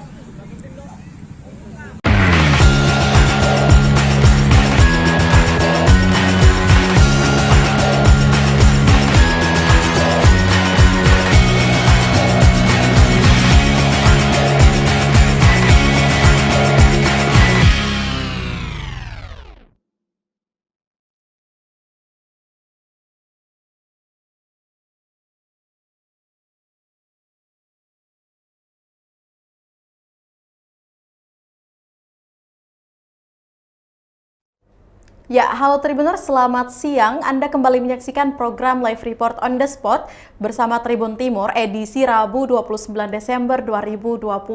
Nah, pada siang ini kami akan menyajikan informasi menarik dan berita faktual yang akan dilaporkan secara langsung oleh reporter Tribun Timur dari berbagai daerah.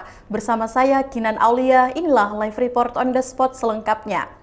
Berita pertama datang dari Kabupaten Sinjai, di mana pengusaha walet tolak rencana pemerintah Kabupaten Sinjai pungut pajak hasil jualan sarang walet. Pengusaha sarang burung walet di Kabupaten Sinjai, Sulawesi Selatan meminta pemerintah Kabupaten Sinjai mengkaji ulang rancangan perda pajak sarang burung walet. Nah, rencana tersebut juga dinilai memberatkan para pengusaha sebab pendapatan sarang burung walet tidak menentu dan dinilai memberatkan karena usaha itu tidak langsung mengembalikan modal. Karena itu butuh waktu yang lama untuk dapat mengembalikan modal investasi. Untuk informasi lebih lengkapnya kita sudah terhubung langsung bersama dengan reporter Syamsul Bahri. Halo, selamat siang rekan Syamsul. Halo, selamat siang Mbak Sakina Aulia di Studio Tribun Timur Makassar. Ya, baik. Bisa Anda jelaskan bagaimana pemerintah Kabupaten Sinjai mensosialisasikan ranperda itu? Silahkan. Ya, baru-baru ini pihak pemerintah Kabupaten Sinjai melalui Badan Pendapatan Daerah Kabupaten Sinjai telah memanggil sejumlah pengusaha burung walet yang ada di 9 kecamatan di Kabupaten Sinjai ini. Mereka memanggil untuk mendengarkan sosialisasi ini di kantor DPRD Kabupaten Sinjai dan dihadiri juga oleh sejumlah aparat hukum atau forum komunikasi pimpinan daerah se-Kabupaten Sinjai. Mereka menyampaikan rencana pemberlakuan pajak tersebut kepada pihak pengusaha burung walet di Kabupaten Sinjai. Seperti itu Mbak Sakina Aulia. Ya, berapa total gedung sarang walet di Sinjai sampai saat ini, rekan Syamba? Ya, saat ini yang masuk telah berhasil didata oleh Badan Pendapatan Daerah Kabupaten Sinjai sebanyak 260 unit bangunan, dan oleh pihak Bapenda Sinjai menilai bahwa ini sudah cukup untuk diberlakukan pajak untuk menambah pendapatan daerah di Kabupaten Sinjai. Dan menurut pihak Badan Pendapatan Daerah Kabupaten Sinjai, jika ini maksimal maka dapat menambah pendapatan di daerah ini agar dapat menambah untuk dijadikan sebagai anggaran untuk membangun pembangunan di Kabupaten Sinjai. Dan ini tersebar di 9 kecamatan di hampir seluruh daerah-daerah di daerah ini telah berdiri gedung-gedung sarang walet seperti itu Mbak Sakina Aulia. Ya, baik. Selanjutnya, apa solusi yang ditawarkan pengusaha kepada pemerintah Kabupaten Sinjai? Ya, solusi yang disampaikan oleh salah satu pengusaha bernama Sahabudin bahwa mereka sebetulnya tidak keberatan dengan rencana pungutan pajak, namun harus dirubah objeknya. Kalau mereka saat ini menawarkan bahwa pihak pemerintah Kabupaten Sinjai bagaimana kalau memungut pajak dari izin bangunan dari gedung pembangunan tersebut dan bukan pada nilai hasil penjualan, karena jika hasil penjualan itu tentu memiliki kelemahan-kelemahan karena pihak Badan Pendapatan Daerah Kabupaten Sinjai tidak hadir pada saat penjualan hasil dari sarang burung walet tersebut, sehingga hanya mengandalkan kejujuran dari pihak para pengusaha. Jadi misalnya kalau menjual 10 kg, maka pihak pengusaha harus melaporkan bahwa 10 kg. Namun jika pengusaha tidak jujur melaporkan jumlah tersebut, maka itu dapat mempengaruhi pajaknya itu sendiri. Dan bahkan lain banyak gedung-gedung saat ini sarang walet yang belum produktif sehingga menawarkan pihak pemerintah Kabupaten Sinjai agar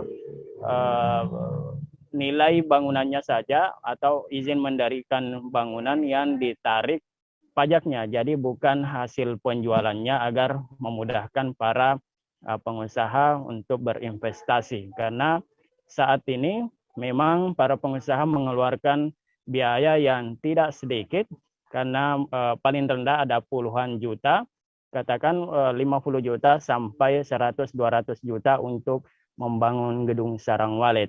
Dan itu dalam waktu tempo dekat, 1 tahun, 2 tahun belum bisa mampu kembali modal tersebut berdasarkan dari berapa banyaknya burung walet yang masuk di gedung tersebut. Karena saat ini banyak juga gedung-gedung yang sudah dibangun sudah beberapa tahun, bahkan ada yang hingga 5 tahun, hingga saat ini belum ada yang masuk bersarang seperti itu, Mbak Kina Aulia. Ya, baik rekan Syamba, atas laporan yang telah tadi Anda sampaikan. Selanjutnya Tribuners, kita akan menyaksikan hasil wawancara langsung yang telah dihimpun oleh reporter Tribun Timur bersama dengan pengusaha sarang burung walet, Bapak Sahabuddin. Berikut liputannya. Sinjai sedang menggodok penerapan perda pajak tentang burung walet. Nah, itu ada 5% untuk diberlakukan kepada para pengusaha setiap bulan kalau tidak salah, Pak. Per 3 bulan ya. Ya, seperti apa sebagai pengusaha, Pak, dengan rencana kebijakan itu menilai rencana itu? Ada kendala sedikit masalah yang diperdakannya bangunan sarang burung walet di Sinjai. Iya. Petani mengeluh masalah selama ini belum pernah pemerintah daerah setempat, khususnya di Sinjai, turun ke lapangan melihat penghasilan waletnya teman-teman yang ada di Sinjai. Itu mah keberatan karena Pemda terus langsung memetik saja hasil dari petani walet.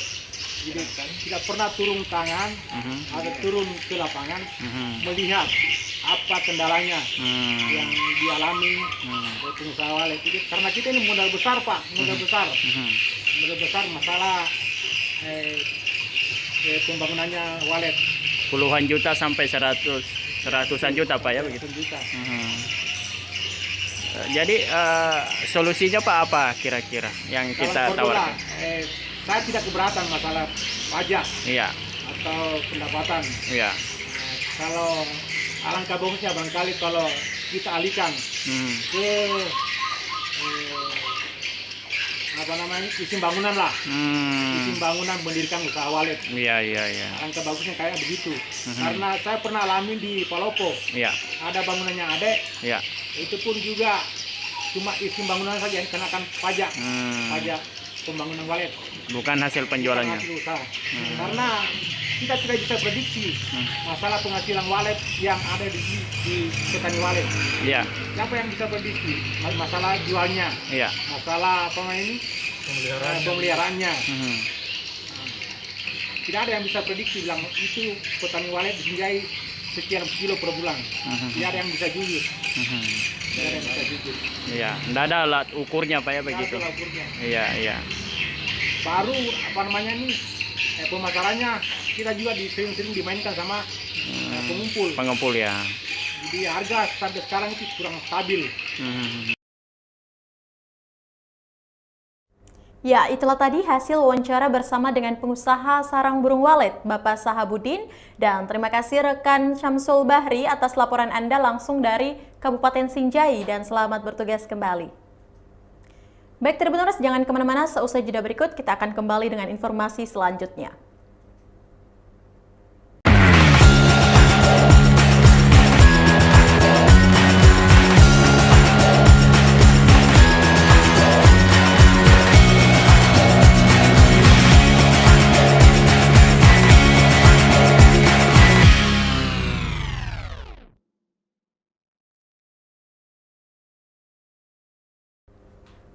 Ya, baik Tribuners, terima kasih Anda masih setia menyaksikan program Live Report on the Spot, dan tentu saja masih bersama saya Kinan Aulia. Informasi selanjutnya datang dari Kota Makassar, di mana Tanah Merah Coffee hadir di Primaya Hospital Makassar.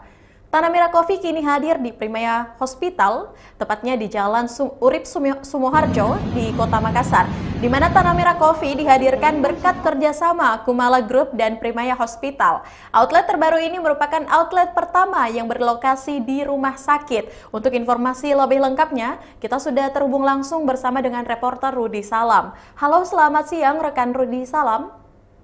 Halo, selamat siang rekan Kinan di studio. Ya, baik. Bisa Anda jelaskan apa yang melatar belakangi Tanah Merah Coffee ini hadir di Primaya Hospital? Iya, Kinan dan Tribuners memang pada hari Minggu tanggal 26 bulan Desember 2021 lalu, Tanah Kopi Primaya Hospital resmi hadir di Kota Makassar, di mana Tanah Merah ini merupakan outlet ketiga di Kota Makassar. Yang pertama ada di Pinisi Point, Jalan Metro Tanjung Bunga Kota Makassar, dan yang kedua outlet yang kedua berada di Jalan Petarani Kota Makassar, dan yang ketiganya dibuka pada tanggal 26 kemarin, tepatnya pada hari Minggu pagi secara seremonial oleh manajemen Tanah Kopi Indonesia dan juga manajemen Primaya Hospital bersama dengan Kumala Group.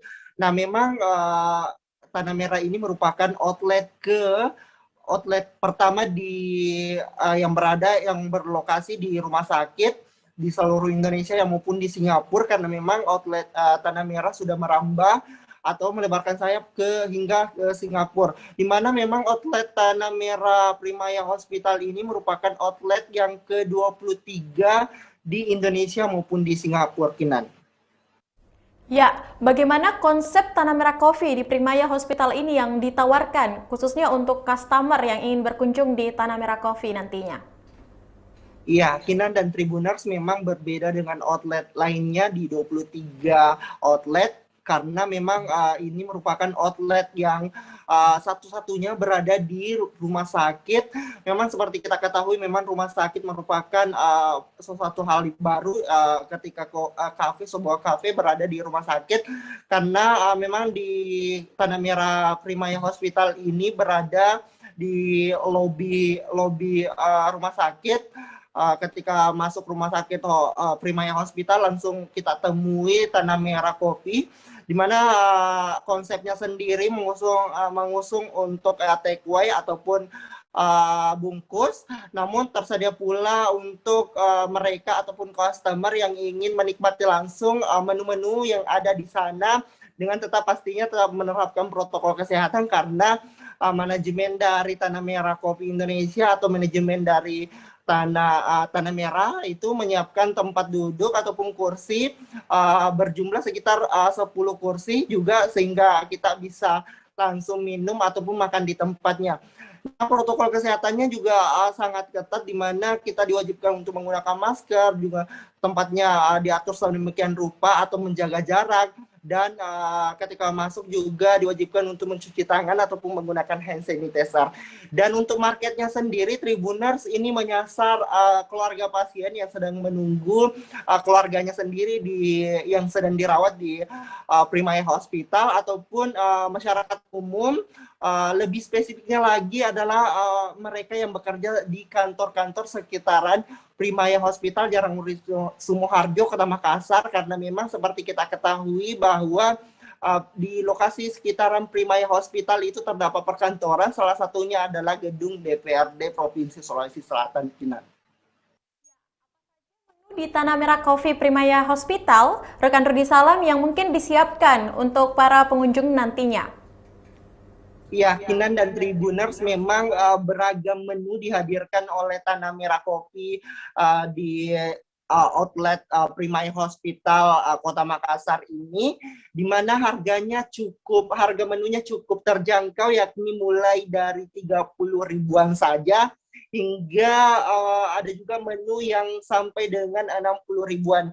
Untuk minumannya sendiri terbagi beberapa pilihan, ada black coffee, white coffee, ada signature, dan non coffee latte. Misalnya saja ada espresso, ada hot americano, kemudian hot cappuccino, kemudian ada ice Thai tea, green tea dan sebagainya.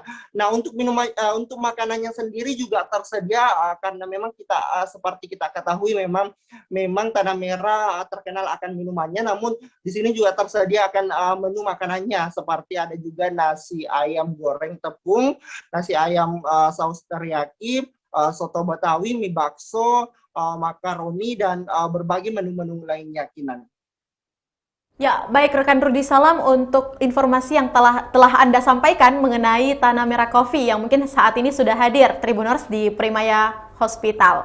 Nah, selanjutnya kita juga akan menyaksikan hasil wawancara langsung yang sudah dihimpun oleh reporter Tribun Timur bersama dengan perwakilan Tanah Merah Coffee Makassar, yaitu ada Saudara Galvin Gunawan. Berikut liputannya.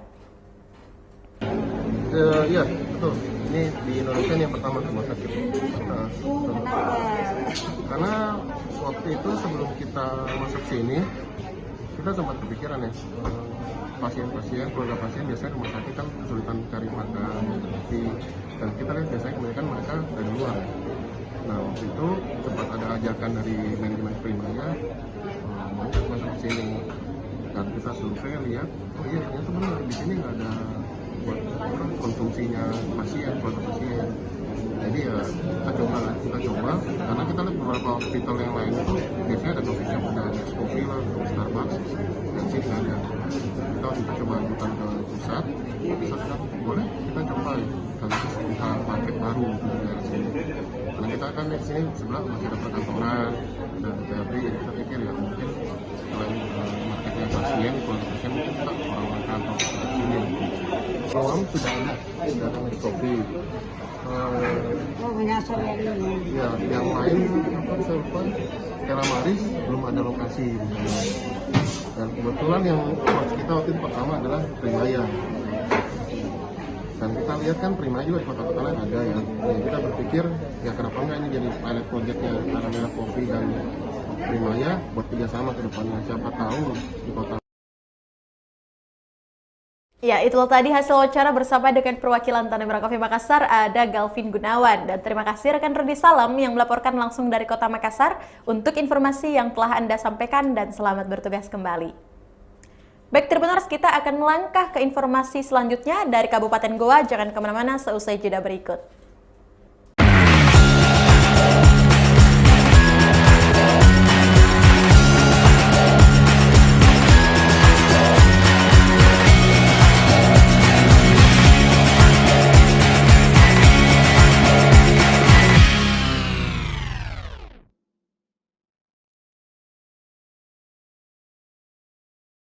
Ya, baik Tribuners, terima kasih Anda masih setia untuk terus menyaksikan program Live Report on the Spot, dan tentu saja kembali lagi bersama saya Kinan Aulia.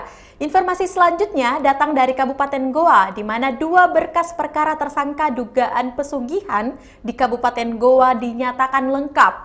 2 berkas perkara tersangka dugaan kasus pesugihan dilimpahkan ke Kejaksaan Negeri Goa dan dinyatakan lengkap. Kasus dugaan pesugihan 2 tersangka tersebut yaitu Paman Udin Saudin, usia 44 tahun, dan kakek Barisi atau Basiri, 70 tahun. Sedangkan kedua orang tua AP korban, yakni Hasniati 43 tahun dan Taufik 47 tahun, belum diterima oleh Jaksa Penuntut Umum atau JPU. Keduanya masih menjalani pemeriksaan di Rumah Sakit Jiwa. Untuk informasi lebih lengkapnya, kita akan terhubung bersama dengan reporter Sayyid Sulfadli. Halo, selamat siang rekan Sayyid. Siang, Kinan. Ya, baik, sampai saat ini berapa kali berkas perkara ini dilimpahkan dan sudah berapa lama dinyatakan lengkap, rekan Sayyid? Berkas perkara dari penyidik Polres Goa telah melimpahkan 2 kali dan ini kedua kalinya, dan berkas yang diterima hanya dua tersangka, yaitu paman dan kakek dari korban yang sendiri yang masih berusia 7 tahun.